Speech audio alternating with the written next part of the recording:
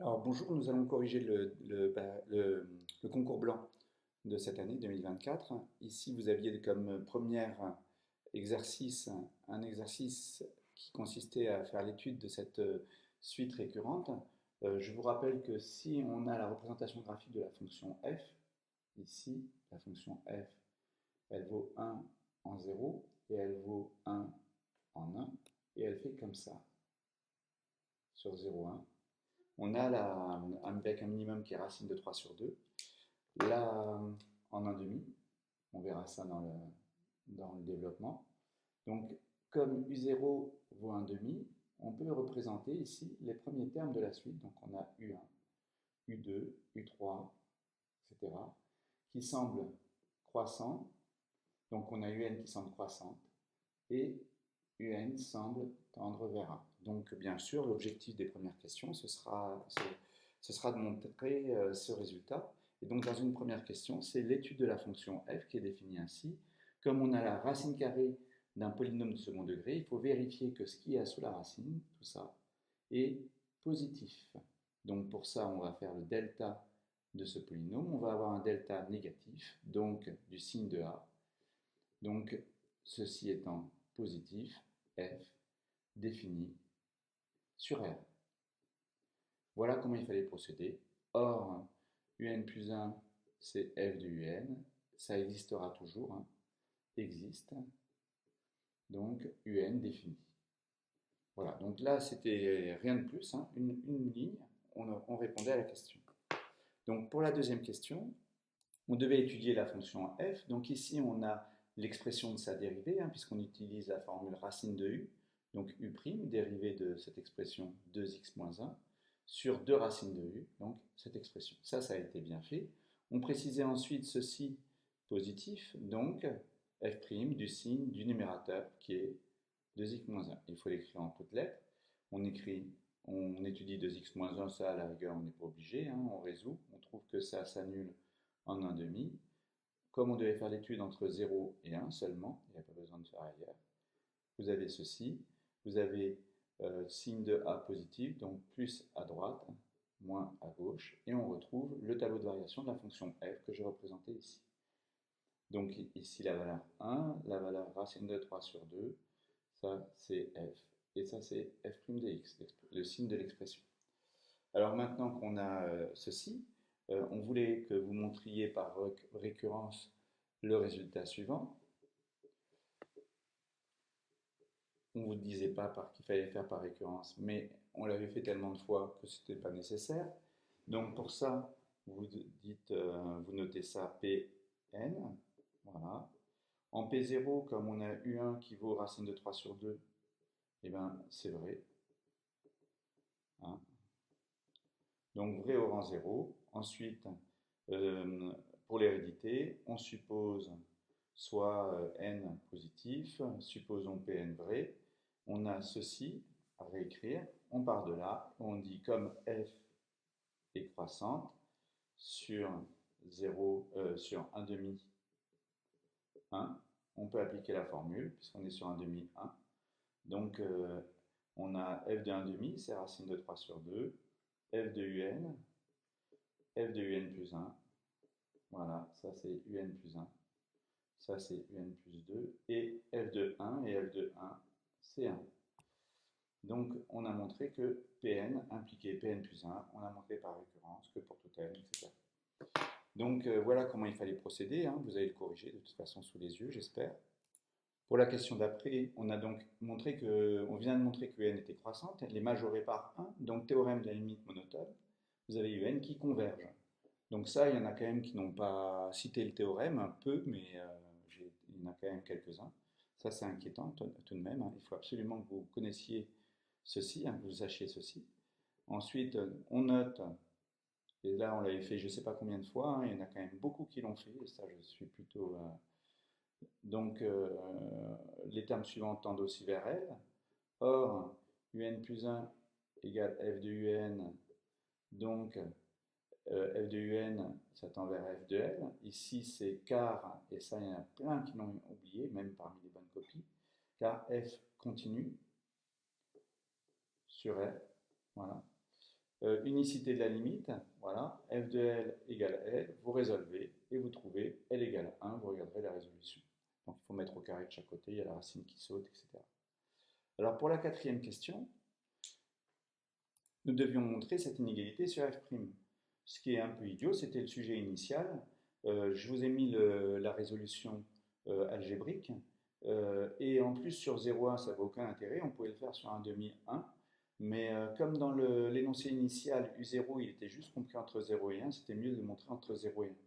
Donc, effectivement, entre 0 et 1, c'est pour ça que pour mon sujet, dans la mesure où je vous donnais U0 égale à 1 demi, je n'avais pas besoin de le faire sur 0,1 et j'aurais pu le faire sur 1 demi 1. Mais là, malheureusement, enfin, je vais vous montrer comment il fallait procéder, hein. On dérive, donc la dérivée de la dérivée, on redérive la dérivée.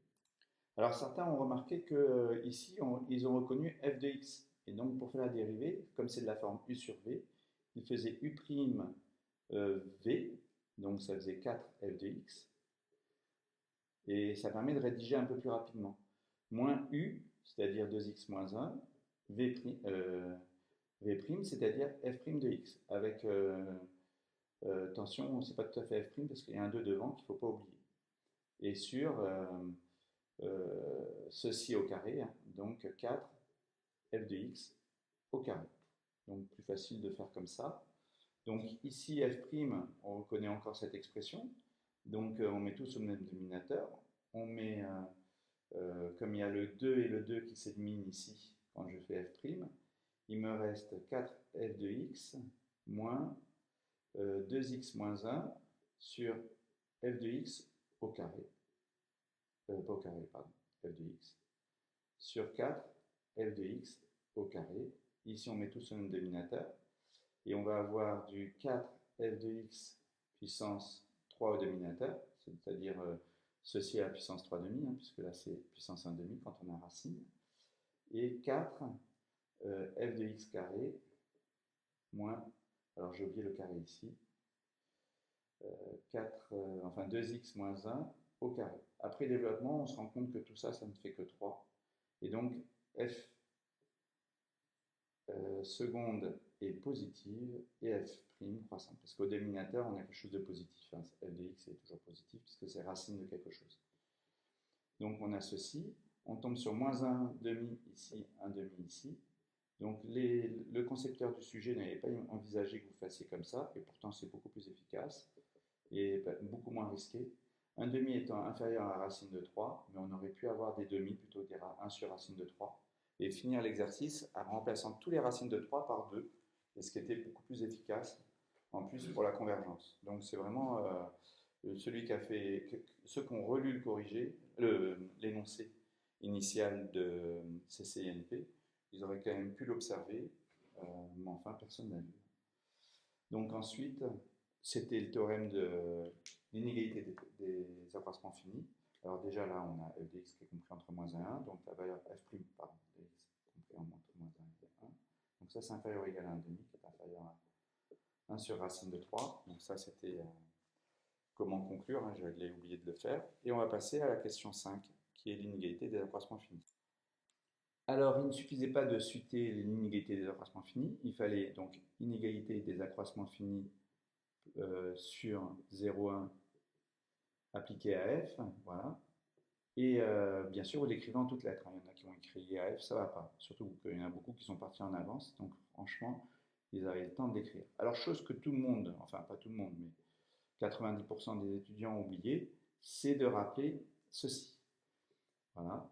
Donc on a f de y moins f de x inférieur ou égal à, comme la dérivée est majorée par 1 sur racine de 3, on a ceci. Voilà. Ensuite, on pose xn, et il y en a qui ont rappelé que xn est compris entre 1 demi et 1, donc dans 0,1, ce qui est encore mieux. Xn pour x, enfin x égale xn, appartient, alors c'est un d'ailleurs, appartient à 0,1, et y égale 1, et on obtenait f de 1 moins f de un inférieur ou égal, voilà. Et puis ici, l'inégalité, hein, on obtenait exactement l'inégalité qui était demandée à la question. Je ne vais pas plus loin. Ensuite, par récurrence, on arrive à montrer l'hypothèse Hn que j'ai posée 1 moins un, celle dont on avait l'habitude. Beaucoup l'ont trouvé, c'est très bien. Montrer ceci. Voilà, par récurrence, et ça a été très bien fait, je n'y reviens pas. On va passer donc à la question 7. Alors la question 7, comme on a montré ceci, que ça vaut 1,5, il n'y a plus qu'à montrer quand est-ce que ça, c'est inférieur à 10 moins 2, et à résoudre cette inégalité. Hein. Pour quelle valeur de n on a ceci. Donc là, si et seulement si, hein, cette inégalité, on la résout. Comme ça, on saura, on trouvera une valeur de n à partir de laquelle on est sûr d'avoir l'écart entre un et 1 inférieur à 10 moins 2. Donc là, on multiplie déjà par 2 de chaque côté. Voilà. Ensuite, on peut passer à l'inverse. Voilà. Là, alors ça nous fait 0,02. Et puis après, on passe au ln. Voilà. ln de, donc ln de 1 sur, c'est moins ln de 0,02, qui est positif d'ailleurs, parce qu'il y a moins ceci. Et donc on a n supérieur ou égal au quotient de ça par ça. Ça, c'est aussi 1,5 de ln de 3. Voilà. Et tout ça, c'est un nombre positif, puisque ça, c'est négatif, puisque ln de quelque chose qui est inférieur à 1, c'est négatif. Avec le moins devant, ça devient positif. Je n'ai pas fait la valeur approchée. Je n'ai pas calculé la valeur approchée, mais voilà comment il fallait procéder. Donc là, 1,5, je peux mettre le 2 en haut, c'est comme ça que j'ai présenté sur le corrigé. Alors maintenant, nous allons passer à l'exercice suivant. L'inégalité des accroissements finis. Oh, non, je ne vais pas l'expliquer ici. On passe à l'exercice 2. Alors, dans cet exercice 2, il fallait d'abord, dans la question 8, résoudre cette équation différentielle. Dans un premier temps, on résout l'équation homogène. Ça a été bien fait. Il y en a beaucoup qui ont oublié le il existe C appartenant à R. Ensuite, si on ne se trompe pas dans les signes, on trouve bien C X. Quand vous tombez sur une expression aussi simple, prenez peut-être le temps de vérifier votre calcul en remplaçant Y par CX dans l'équation de Desperc et de voir si ça fonctionne dans cette équation. Et voir si vous tombez bien sur 0, hein, pas ln de bien X, bien sûr, parce que c'est l'équation homogène. Ensuite, on utilise la méthode de la variation de la constante pour trouver une solution particulière. Après dérivation, normalement, il doit rester que du C'. Et il y en a beaucoup qui avaient divisé ici dans l'équation par x et qui ont oublié le 1 sur x ici, ou enfin ils se sont mélangés. Donc des fois j'ai eu 1 sur x cube, des fois j'ai eu 1 sur x, suivant comment vous oubliez le x. Ensuite, ici, pour trouver ce type de choses, j'ai été agréablement surpris, puisque pour trouver une primitive de C', ils ont tout simplement utilisé une méthode d'intégration par partie. Donc, nous allons voir.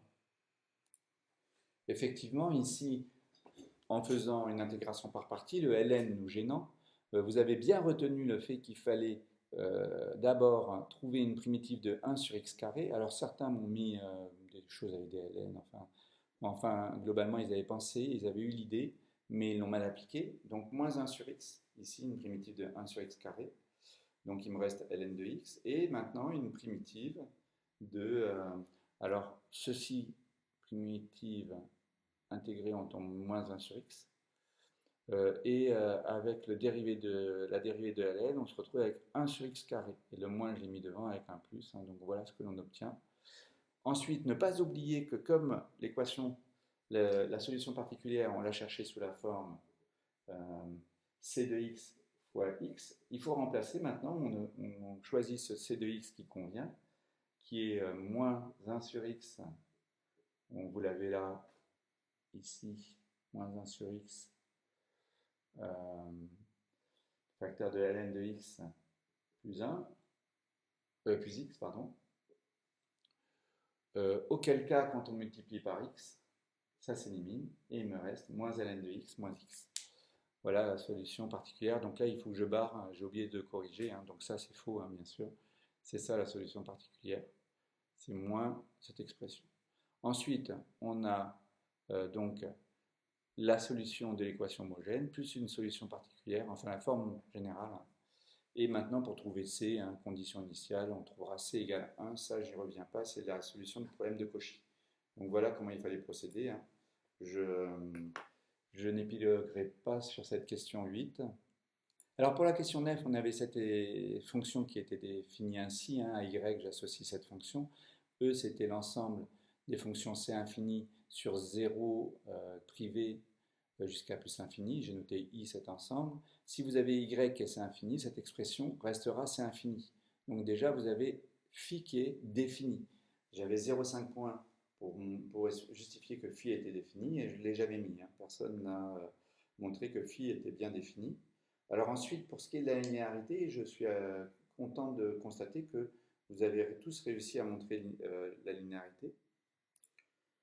Pour montrer la linéarité, vous partiez de lambda mu dans R2 et YZ dans E, et puis vous écriviez, vous faisiez le calcul, vous trouviez que l'image d'une combinaison linéaire est égale à la combinaison linéaire des images. Donc l'application phi est linéaire. Donc voilà pour la question 9. Pour la question 10, il fallait trouver une solution particulière de l'équation homogène, puisqu'il fallait trouver un élément du noyau.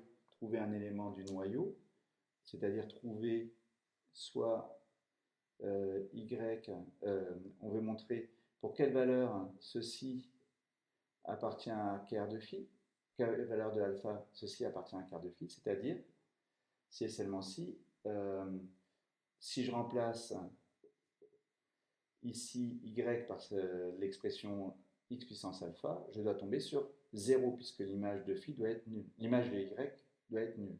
C'est phi de y égale à 0. Donc j'ai plus qu'à remplacer ici. La dérivée seconde, ça sera alpha facteur de alpha moins 1 facteur de x puissance alpha moins 2. La dérivée première, c'est tout simplement alpha x puissance alpha. Et là, je ne dérive pas. Donc c'est x puissance alpha. Je regroupe et j'obtiens toujours x puissance alpha. Et là, j'obtiens une expression qui a un polynôme second degré qui doit être alpha carré moins 2 alpha plus 1. Et donc ça, on reconnaît, et il y en a qui l'ont fait, c'est alpha moins 1 au carré. Et ça doit être égal à 0 pour tout x. Donc alpha égale 1 convient. Donc on a cette fonction qui appartient à quart de phi. On vous dit que l'ensemble des solutions d'une équation homogène linéaire, peu importe que les coefficients soient constants ou pas, on vous a rappelé que c'était de dimension 2. On vient de trouver déjà une application qui est dans quart de phi. Donc il nous en manque une deuxième pour trouver entièrement quart de phi comme vecte 2, puisqu'on a déjà trouvé la première. J'ai noté celle-ci F1, je crois, dans le corrigé.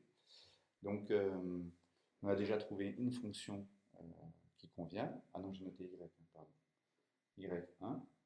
Et pour trouver une deuxième fonction, on définit ici k de x fois x qu'on va injecter ici. Donc ici, il fallait calculer y' de x, y seconde de x, c'est dans le corrigé, remplacer là-dedans, donc faire phi de y, remplacer, regrouper, et à la fin, on se retrouve avec une expression, vous regardez le corrigé, qui est une expression qui est assez simple et qui est de cette forme. Comme ça doit être vrai pour tout x. Cette fonction, elle est non nulle.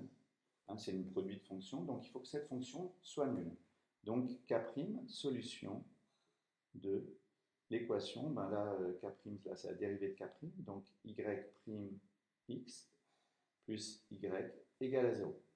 Donc on n'a plus qu'à résoudre cette équation différentielle qui ressemble comme deux gouttes d'eau à celle qu'on a vue dans la question 8, sauf que là c'est un plus au lieu d'être un moins, et donc y, cette fois-ci, est de la forme moins ln de x fois c, donc c appartenant à R, une primitive de 1 sur x, quand je divise par x, ça va faire 1 sur x devant le y, c'est le a, Donc une primitive de 1 sur x, c'est ln de x avec un moins de 20.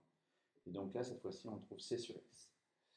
Voilà pour une solution de cette équation. Donc il faut que k' soit égal à c sur x. On peut choisir 1 sur x convient.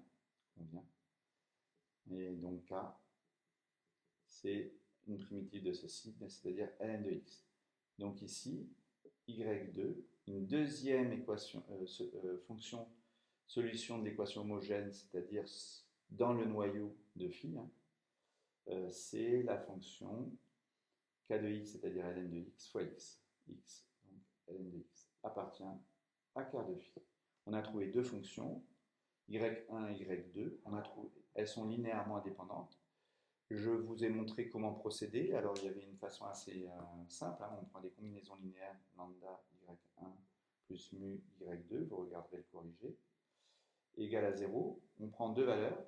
Donc, j'ai pris 1 et 2 comme valeur. J'ai trouvé deux équations. C'est un système d'équations linéaires à coefficient constant. Donc, ici, si le déterminant du système est non nul, et c'est le cas, vous regardez dans le corrigé, la solution est unique. Or, la solution lambda égale à 0 et mu égale à 0 est solution, puisque si je remplace par 0, ça me fait bien 0.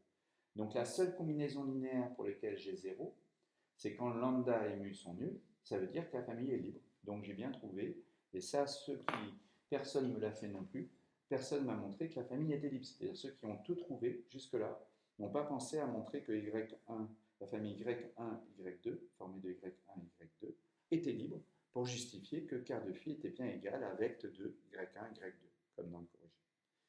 Voilà pour cette question 12. Alors pour la question 13, il suffisait, on voulait montrer que une solution de l'équation avec second membre égale à 1 moins ln de x.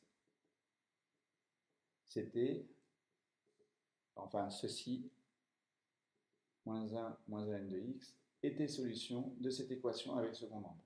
C'est-à-dire, en gros, que phi de cette fonction est bien égal à 1 moins ln de x. Donc il faut remplacer le y par ceci.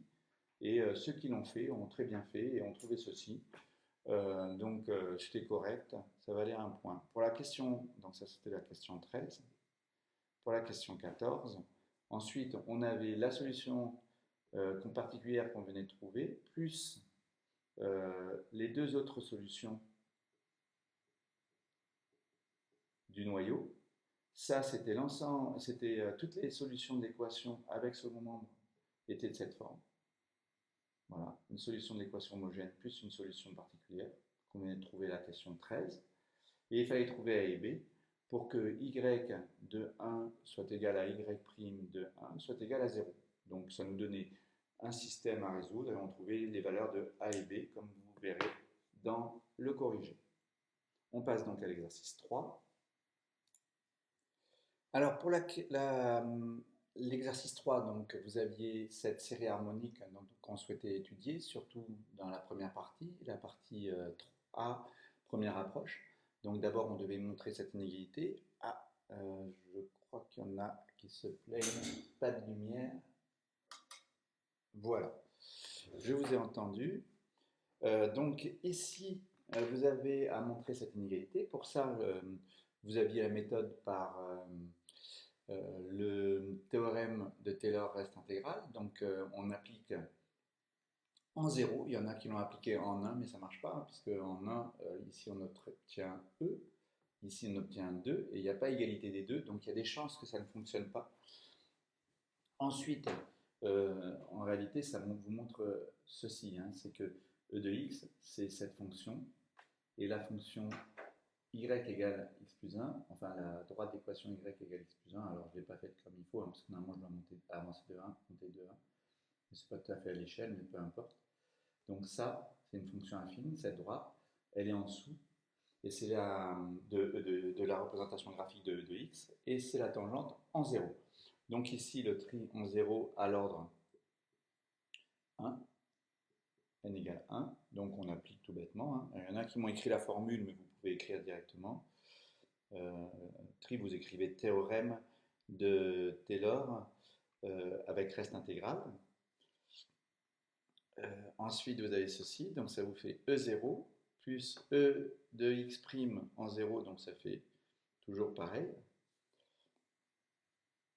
sur fois x moins 0, plus l'intégrale entre 0 et x de la dérivée seconde de l'exponentielle. Vous pouvez écrire ceci pour faire plaisir au correcteur. Ça peut toujours, voilà, sur 1 factoriel, et ici x moins t dt. Alors ici, simplement, ceci, c'est l'intégrale entre 0 et x de e de x moins t dt, et il y a premier cas quand on est à droite et deuxième cas quand on est à gauche.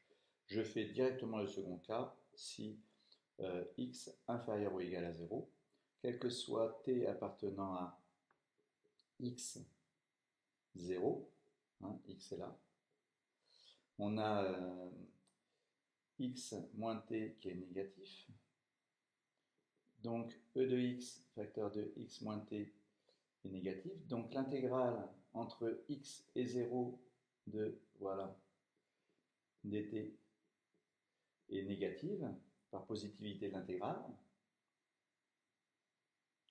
Donc on peut dire, si on intègre, et ça c'est le mieux, parce qu'il y en a qui me mettent des équivalences, c'est complètement faux les équivalences. On intègre sur x0, et ça c'est propre, et c'est bien, on a ceci, voilà. Et donc ici, ça c'est positif, puisque j'inverse les... Voilà. Donc si ça c'est positif, ça veut dire que ça c'est plus petit que ça. Alors ça c'est e de x, donc ça c'est 1 plus x, et on a cette inégalité pour tout x sur r. Je n'ai pas fait la partie x négative, vous regarderez positive, vous regarderez sur le corrigé. Alors, on avait besoin de cette inégalité pour répondre à la question 16, qui là a été très mal faite. Alors pour cette question, vous êtes tous tombés dans le panneau, vous avez mis h, vous avez remplacé x par hn, où j'ai mis du temps à comprendre que vous faisiez cette erreur-là. Donc j'ai mis faux pour certaines, voilà, sauf que la première inégalité que vous trouviez en mettant 1 plus hn ici, a été juste, mais celle d'après a été fausse. Donc, enfin, en tous les cas, vous ne l'aviez pas montré. Donc, ça ne servait à rien. Alors, ici, non, vous prenez un cas qui est compris entre 1 et n, vous appliquez ceci pour x égale 1 sur k. Et on obtient ceci. Et là, maintenant, vous avez ceci, c'est positif, c'est même strictement supérieur à 1, supérieur ou égal à 1. Donc, par produit des inégalités, donc il faut écrire par produit des inégalités, on a le produit de ceci, voilà, qui est égal, qui est supérieur ou égal au produit de ça. Et c'est là qu'on reconnaît ça, quand je prends a exponentielle a fois exponentielle b, c'est exponentielle de a plus b. Et bien là, j'ai exponentielle de 1 sur 1 fois exponentielle de 1 sur 2 fois exponentielle de 1 sur, etc. jusqu'à exponentielle de 1 sur n. Et je fais la somme des puissances et j'obtiens donc ici, ça c'est E de Hn. Et là, c'est le produit des 1 plus 1 sur k. Et là, on obtient ceci. Et il y en a qui ont fait une démonstration très propre. Ils ont dit au numérateur, ben là je fais numérateur et dénominateur, je les sépare. Et là au numérateur, je tombe sur n plus 1 factoriel et au dénominateur sur n factoriel. Ce qui me fait n plus 1. Ce qui est très propre. Sinon il y a une sorte de télescopage. Enfin tous ceux qui m'ont mis n plus 1 après être arrivé à ce produit-là, j'ai pas été trop, j'ai été assez généreux pour les autres, voilà. Mais j'aimais bien cette approche. Voilà pour cette question 16. Ensuite,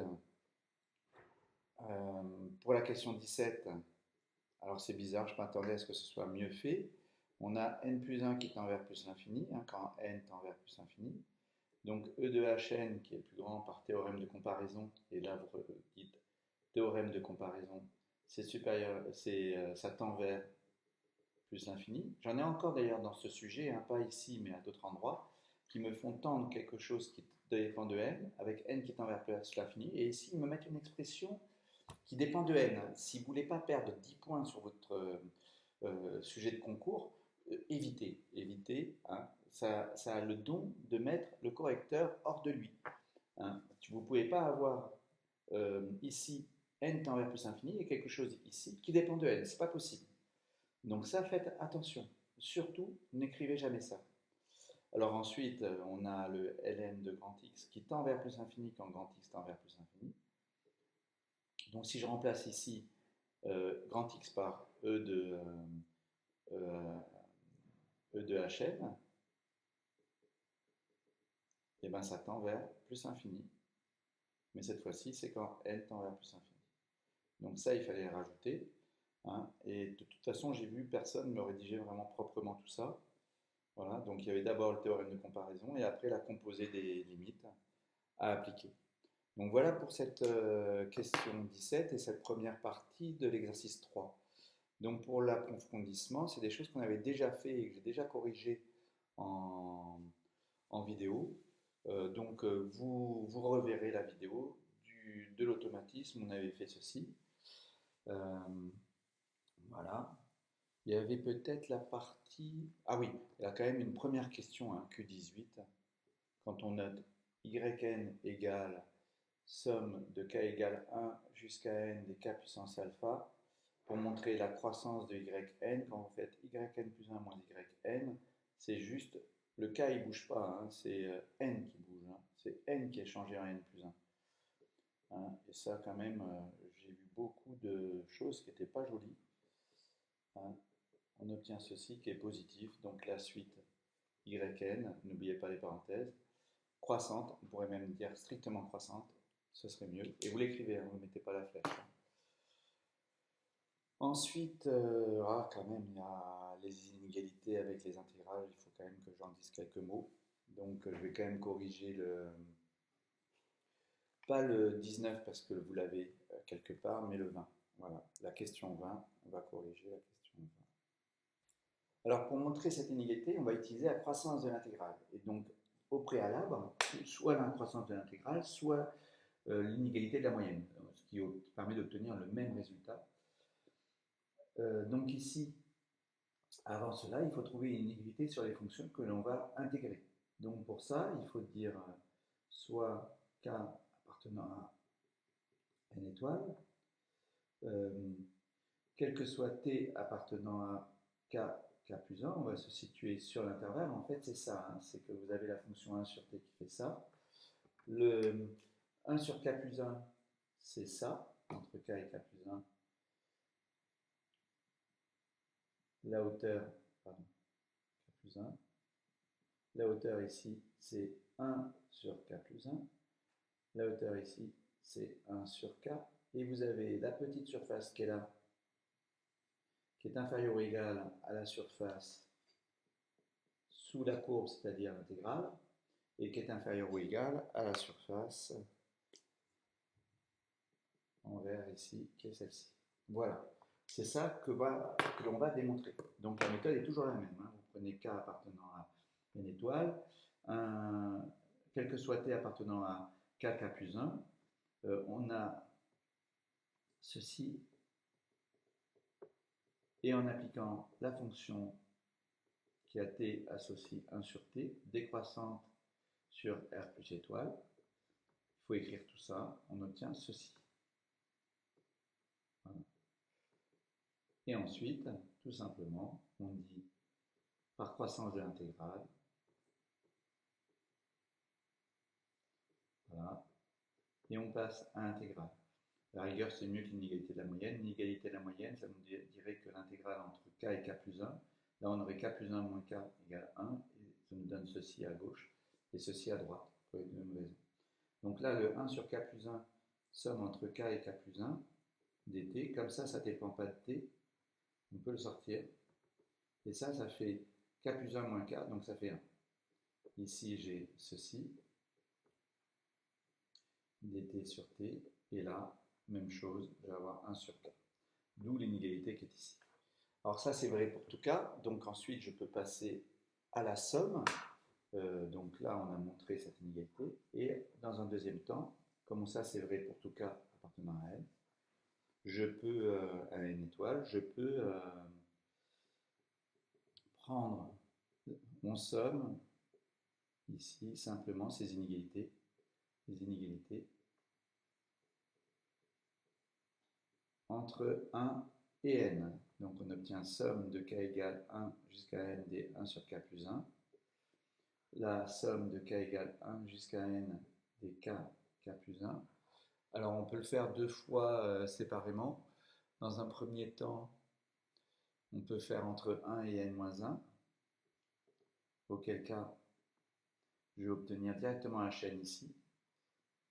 Et ici, ça me fait l'intégrale entre 1 et 2, puis l'intégrale entre 1, 2 et 3, etc., plus l'intégrale entre n moins 1, pour k égale n moins 1, ça fait n moins 1, et n moins 1 plus 1, n. Donc ça, c'est l'intégrale entre 1 et n de ce qu'il y a ici, c'est-à-dire dt sur t. Donc là, on reconnaît ln de t entre 1 et n, ce qui fait ln de n moins ln de 1, et ln de 1, c'est 0. Donc on a ceci, c'est presque hn, puisque ici, c'est comme si je faisais la somme de 2 à n des 1 sur k. Donc il me manque la valeur en 1, donc je fais comme si je commençais à 1 et j'enlève la valeur en 1. Donc j'obtiens hn moins 1. Voilà. Et à droite, je fais pareil, mais je fais la somme jusqu'à n pour trouver... donc là, j'ai trouvé que hn est inférieur ou égal à ln de n, je mets le 1 de l'autre côté. Voilà. Et pour trouver celle-ci, je fais pareil, mais en faisant la somme jusqu'à n, mais des inégalités qui sont à droite. Voilà. Dans quel cas, j'aurai directement hn ici, et là, ln de n plus 1. Voilà. Alors maintenant, on veut montrer que hn va être équivalent à ln de n, en gros. Donc on divise par ln de n partout, et on obtient 1 plus 1 sur ln de n. Alors ça, c'est facile, ça tend vers 1. Et ici, il ne reste plus qu'à montrer que ça tend vers 1. Voilà. Et donc, on peut écrire le numérateur comme étant ln de n plus ln de 1 plus 1 sur n. Et ça, c'est équivalent à ln de n. Donc, divisé par ln de n, c'est équivalent à 1. Voilà. Donc, ça marche aussi. On aura la limite à gauche qui sera 1. Je n'ai pas fait ça comme ça dans le corrigé, c'est beaucoup plus simple comme ça. Je ne sais pas ce qui m'a pris quand j'ai corrigé. Voilà, mais c'était déjà bon, c'était correct hein, ce que j'ai fait. Voilà. Ensuite, pour l'exercice, la question 21, c'est quasiment la même chose, sauf qu'ici, au lieu d'avoir ça, on a des k puissance alpha, t puissance alpha, alors c'est k plus 1 puissance alpha, et k puissance alpha. Donc la méthode est la même, avec exactement les mêmes choses. Donc je ne vais pas le refaire. Hein. Je donnerai de toute façon certainement l'un des deux, hein, je pense, dans l'automatisme. Alors pour la partie C de ce troisième exercice, nous avions l'énoncé suivant, hein, une urne avec une seule boule noire au départ. Donc par exemple, quand on va tirer la première boule, on est sûr qu'elle sera noire. Après, chaque fois qu'on a fait un tirage, on remet la boule en question et on rajoute systématiquement une boule blanche. Donc dès le deuxième tirage, on va avoir déjà une boule noire, une boule blanche. Donc une chance sur deux d'avoir une noire. Et au troisième tirage, on va avoir trois boules, deux blanches, une noire. Donc une chance sur trois d'avoir, donc troisième tirage, 3, on a une chance sur 3 d'obtenir une noire. Quatrième tirage, une chance sur 4 d'obtenir une noire. Donc ça nous permet d'avoir la variable aléatoire xk. Hein, à chaque fois deux issues possibles, puisque c'est le résultat de du quatrième tirage. Donc au quatrième tirage, hein, on a une chance sur k d'obtenir une boule noire.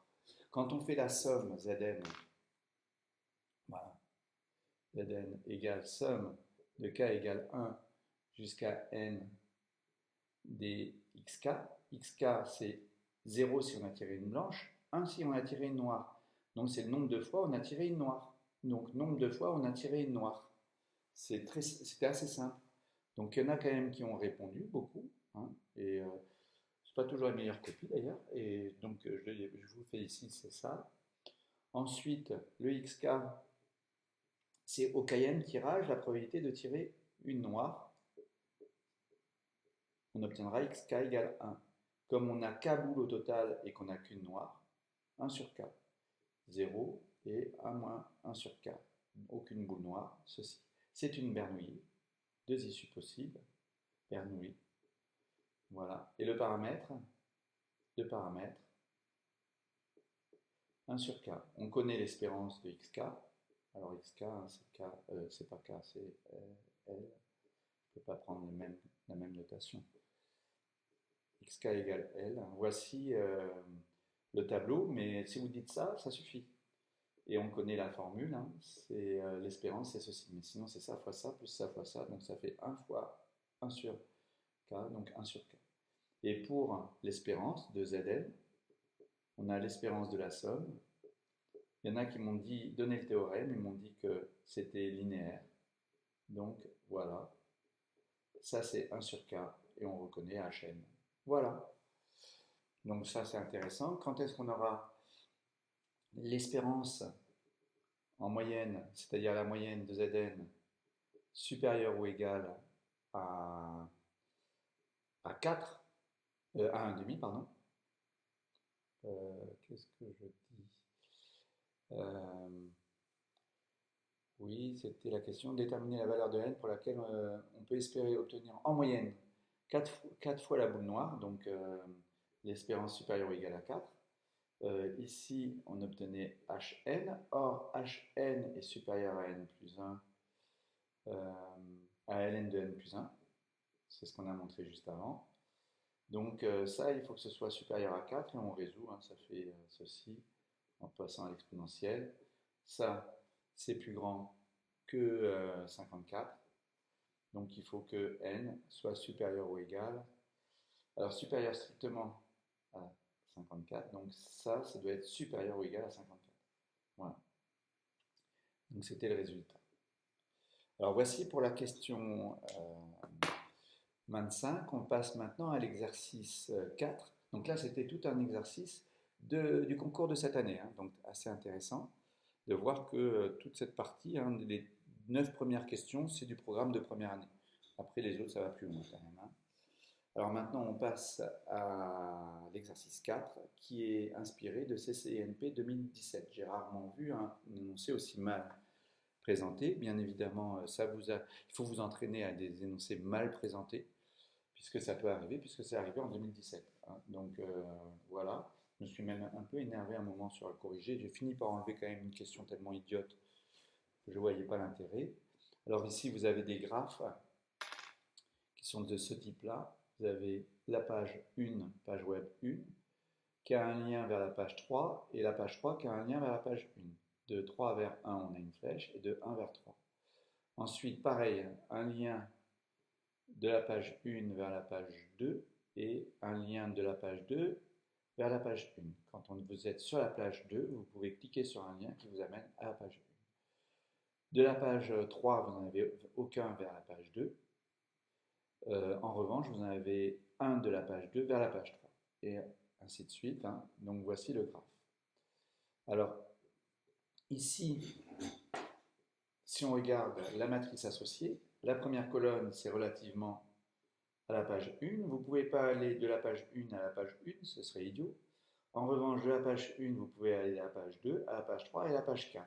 Comme il y a écrit probabilité d'aller sur les 3, voilà la première colonne. Pour la deuxième colonne, vous avez de la page 2, vous pouvez aller à la page 1 et à la page 3, c'est tout. Donc, comme on a un total de 1 demi chacun. Voilà. Et 0 pour ici et là. Vous ne pouvez pas aller de 2 vers 4. Il n'y a pas de flèche qui va dans ce sens-là. Ensuite, pour la suivante, hein, ainsi de suite. Donc, la suivante, 3, on va aller vers 1, c'est tout. Donc, 1 ici.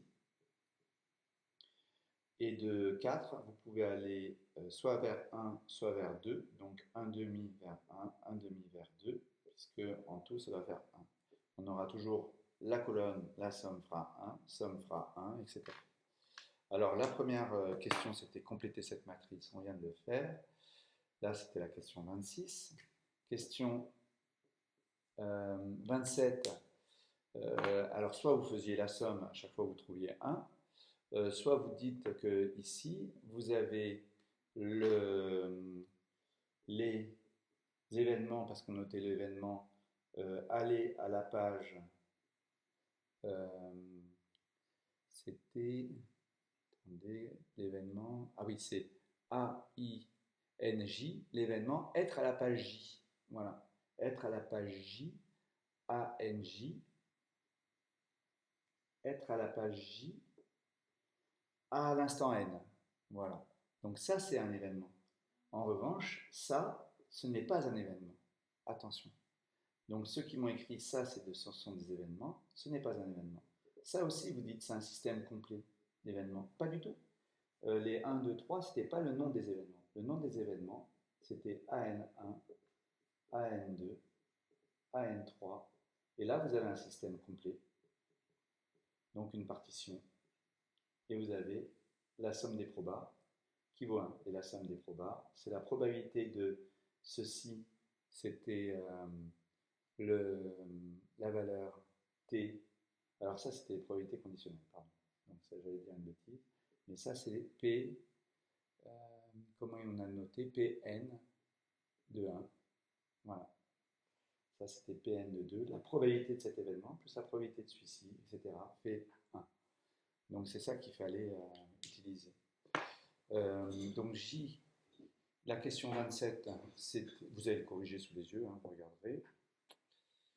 La question 28, le système complet qu'il fallait citer, c'était celui-ci. Hein. Donc déjà, il y en a qui me disent système complet, mais ils ne le citent pas, donc ça ne va pas. Ensuite, si vous citez, vous ne mettez surtout pas ça ou ça, cela, vous mettez cela. Hein. Ça, c'est le système complet. Et après, vous appliquez, vous regarderez corriger. Alors maintenant, la question 29, on vous donnait, on vous donnait déjà cette égalité. Hein. Et donc après, il faut faire une récurrence pour arriver à ceci. Hein. Et ça, ceux qui l'ont fait l'ont très bien fait. Donc ça, je suis bien content que vous l'ayez bien retenu, bien rédigé. Ensuite, la partie 2, c'était un peu le même principe, mais dans un premier temps, on avait étudié un polynôme Sx. Je vais l'écrire. Alors, on avait ce polynôme à étudier. Si vous faites S de 1 égale à 0, ça veut dire que 1 est racine. S de moins 1 demi égale à 0, ça fait moins 1 demi racine, mais pas forcément racine double. Il faut aussi calculer la dérivée de S et vérifier que la dérivée de S appliquée en 1 demi fait 0. En moins 1 demi, ça fait 0. Et à ce moment-là, c'est déjà une racine au moins double. Alors vous, après, les ordres de multiplicité, vous ne pouvez pas avoir plus que double. De toute façon, la dérivée troisième, c'était 12, c'était différent de 0, donc de toute façon, ce n'est qu'une racine double, ce n'est pas une racine triple.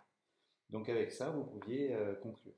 Sinon, moi, dans le corrigé, j'ai simplement développé ceci au carré, fois 4, fois ça, et j'ai trouvé S de x, et j'ai dit, donc, moins 1 demi racine double, et 1 racine simple.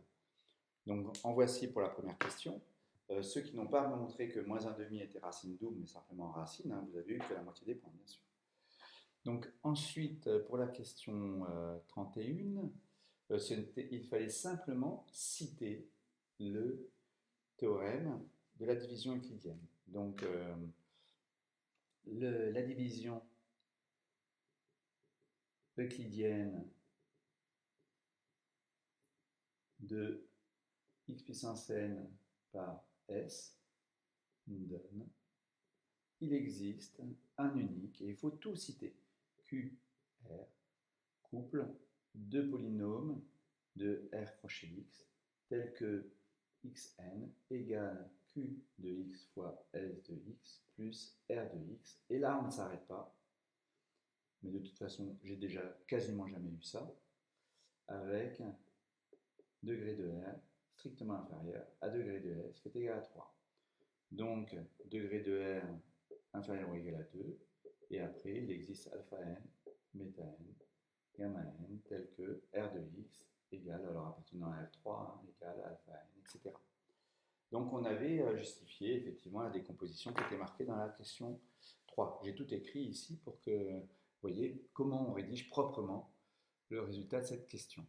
Donc question 32, on n'a plus qu'à remplacer ici, on a cette expression. On remplace x par 1, faites-le, hein, mettez pas lambda. Hein. Donc 1 puissance n, ça donne 1. Là, vous avez q de 1 fois s de 1, ça c'est 0, plus alpha n, plus bêta n, plus gamma n. Donc on obtient une première équation qui est celle-ci. Et en faisant pareil avec 1 demi, on trouve ça remplacé par 1 demi, ça fera 1 quart de alpha n, plus moins 1 demi de bêta n, plus gamma n égale moins 1 demi à puissance n, puisque c'est x puissance n. Et après, quand je fais la dérivée, j'obtiens ceci.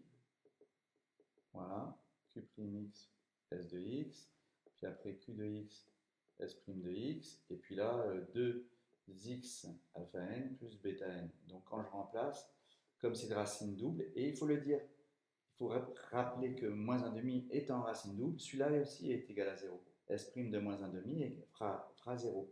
Et là, on obtient une troisième équation, hein, qui est celle-ci. Et là, ça me fait moins 1 demi fois 2, ça fait moins 1, moins alpha n plus bêta n.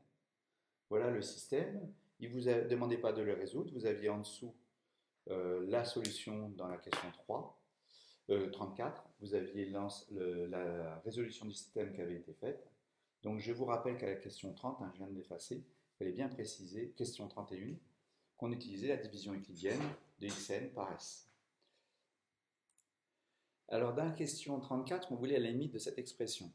Alors ici, c'est une comparaison entre puissance et polynôme. N, c'est un polynôme d'ordre de degré 1, hein, c'est n puissance 1. Et ici, c'est en puissance, le n est en puissance. Il suffit de montrer que ce qui est en puissance tend vers 0, et après d'utiliser la croissance comparée pour montrer que ça tend vers 0. Si vous montrez ça tend vers 0 et qu'après vous écrivez ça, vous n'aurez pas tous les points. Vous n'avez pas précisé que c'était une croissance comparée.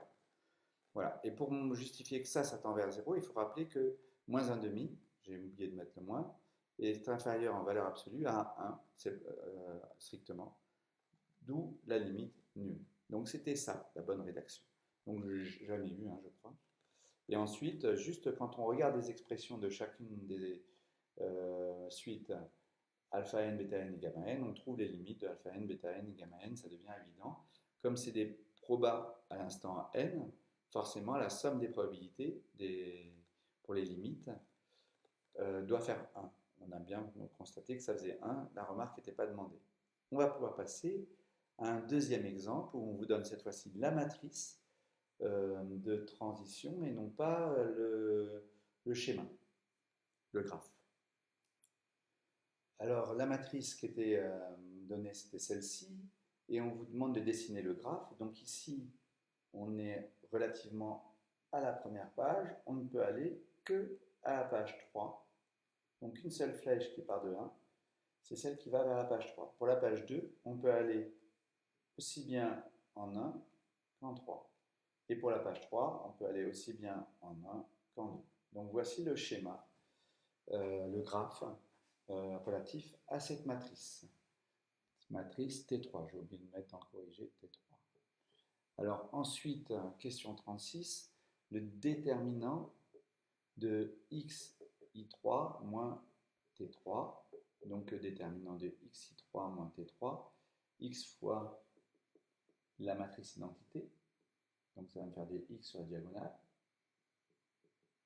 et t3 c'est ceci, donc je fais la différence entre ça et ça, xi3, ça me donne ça, moins ça, et j'obtiens donc x moins 1 demi,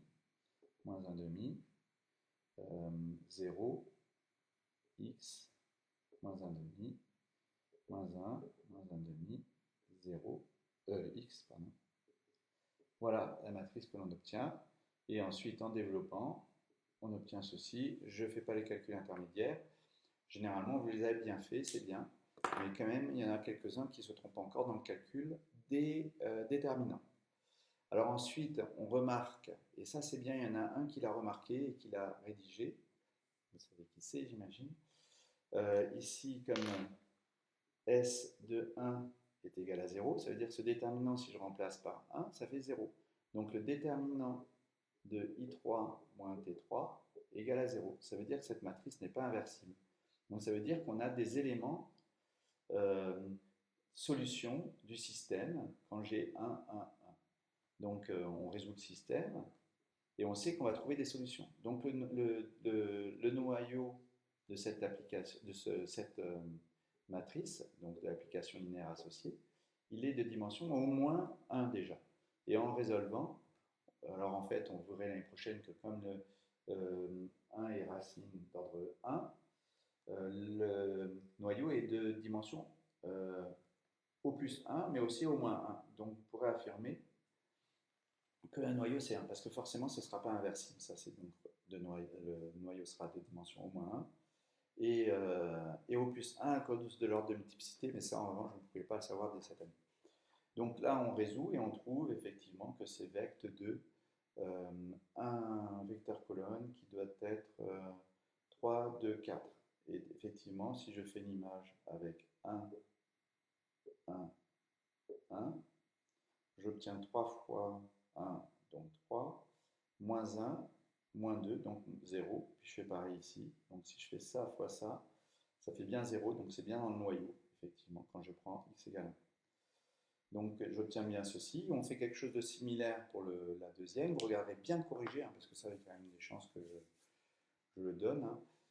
Donc il faut résoudre le système et à partir de là, vous avez un élément du noyau. Pareil pour... Alors la chose que vous saurez l'année prochaine, alors dans mon corrigé pour l'instant il y a une erreur, il faut que je corrige. Hein, le deuxième vecteur, j'ai oublié de marquer que c'était E2 et j'ai mis les mêmes valeurs, que c'est 0, 1, moins 1, comme vecteur possible. Donc il faut que je corrige et que je vous le renvoie. Donc ça fait deux choses à corriger, hein, puisqu'il y a aussi l'équation différentielle de tout à l'heure. J'espère que je n'oublierai pas.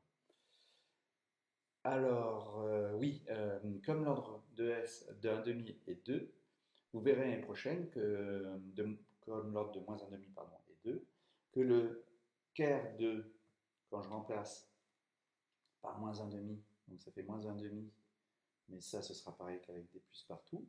Donc ça, c'est le deuxième qu'il fallait trouver. Ce noyau va être d'un mesure moins 1,5 et d'ordre de multiplicité 2 pour S. Il va être compris en dimension, donc la dimension va être compris entre 2, et il est toujours supérieur à 1, ça c'est toujours vrai. Le ker, lorsque vous avez ici une solution pour le polynôme annulateur, c'est forcément de dimension au moins 1. Sinon, bien sûr, il y a des automorphismes, morphismes injectifs où là la dimension est 0, hein, mais ce n'est pas le cas ici.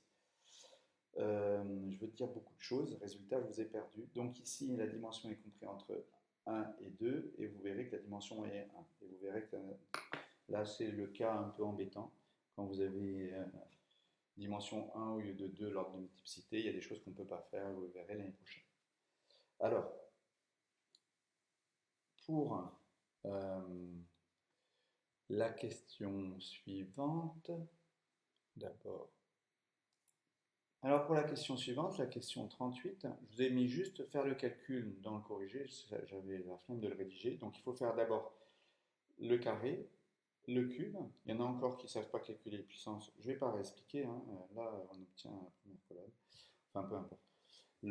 Vous ferez le calcul, et à la fin quand on fait S de T3, le piège c'est de remplacer le, là c'était un plus 1 d'ailleurs, je crois. Je ne me souviens plus, je vérifie. Non, c'est bien moins 1. Donc ici, le S3 de T3, on obtient ceci. Et là, le piège, c'est qu'il y en a, ils m'ont remplacé par 1. Mais vous ne pouvez pas faire une matrice d'ordre 3 moins une constante, ça ne veut rien dire. Donc il faut remplacer le 1 par I3. Et quand on fait ce calcul après avoir fait T2 et T3, on tombe sur la matrice nulle, mais il faut que vous écriviez au moins le calcul de T3. Après une fois que vous avez fait le calcul de T3 correctement, que vous avez remplacé ici, voilà, et que vous sautiez à l'étape C égale à 0, ça, on ne vous en voudra pas. Mais au moins calculer T3, T2 et T3 sur votre copie. Voilà. Alors maintenant qu'on a montré ceci, si on remplace dans l'expression de x puissance n x par T3, on obtiendra un résultat, comme on a S de x, Q de x plus alpha n, etc. On obtient T3 puissance n, S de T3 qui vaudra la matrice nulle, fois Q de T3, mais peu importe, plus alpha n, T3 au carré, plus, etc. Donc là, vous aurez fait T3, T2 pour calculer S de T3, donc ce sera facile à remplacer, etc. Après, c'est plus du calcul, du calcul matriciel, c'est vraiment, la fin, elle est très simple. Enfin, elle est simple en théorie, mais technique au niveau des calculs. Sur la 42, vérifiez, la seule chose, c'est que pour comprendre la toute fin de la 42, c'est que A plus B plus C est 1. Donc ici, vous avez cette somme. Comme j'ai 1 tiers fera 1 plus B plus C, il y en a qui ont trouvé, qui sont allés jusqu'au bout et qui ont été jusque-là, 1 tiers. Et c'est la probabilité que à terme, on soit sur la page 1, probabilité qu'on soit sur la page 2, probabilité qu'on soit sur la page 3. Donc en conclusion, ça veut dire que sur le long terme, je n'ai pas fini ma phrase dans le corrigé, vous avez plus de chances d'être sur la page 3. Ensuite, c'est la page 2 et celle où vous avez moins de chance, la page 1, pardon, et celle où vous avez moins de chance sur le long terme d'être, c'est sur la page 2. La somme des probables, bien sûr, fera toujours 1. Voilà pour la conclusion. Donc 1 heure pour se corriger.